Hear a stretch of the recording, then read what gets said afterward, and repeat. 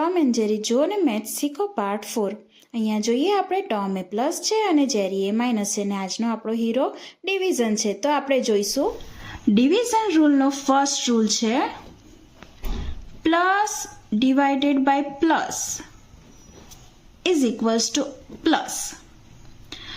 અથવા તો તમને આવી રીતે ખબર પડે કે પ્લસના ડિવાઇડેડમાં કોઈ પ્લસ નંબર હોય તો એનો આન્સર ઓલવેઝ પ્લસ આવે ફોર એક્ઝામ્પલ જોઈ લઈએ આપણે એને અહીંયા નંબર લખીને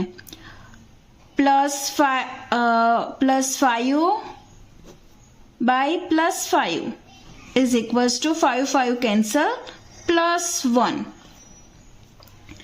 સેકન્ડ રૂલ છે ડિવિઝનનો minus divided by minus is equals to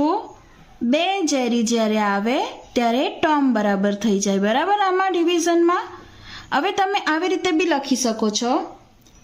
minus divided by minus is equals to plus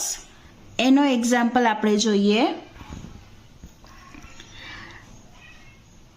-6 divided by -2 is equals to minus minus cancel 2 3 6 એટલે 3 પણ અહીંયા સાઇન આવશે પ્લસ થર્ડ રૂલ એવું કહે છે minus divided by plus is equals to minus અથવા તો તમે એવું લખી શકો minus divided by plus is equals to minus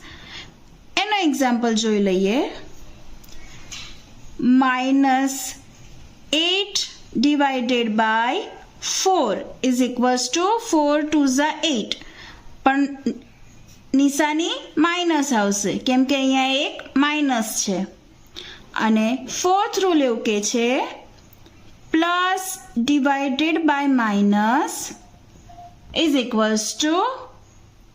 minus